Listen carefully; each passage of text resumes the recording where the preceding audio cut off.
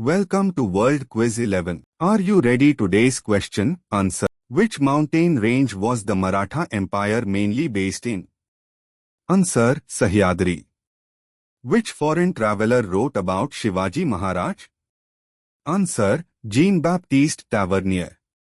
Which fort did Shivaji Maharaj rename as Rajgarh? Answer, Murungdev Fort. Who trained Shivaji Maharaj in swordsmanship and warfare? Answer, Dadoji Kondeo. What was Shivaji Maharaj's vision of Swarajya? Answer, self-rule and freedom from foreign rule. Which year did Shivaji Maharaj attack and loot Surat?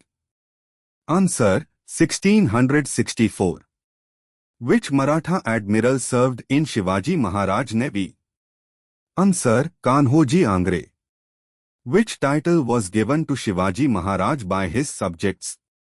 Answer, Hindavi Swarajya's protector. Who wrote Shiv Bharat, a biography of Shivaji Maharaj? Answer, Paramananda. Which Mughal general imprisoned Shivaji Maharaj in Agra? Answer, Aurangzeb.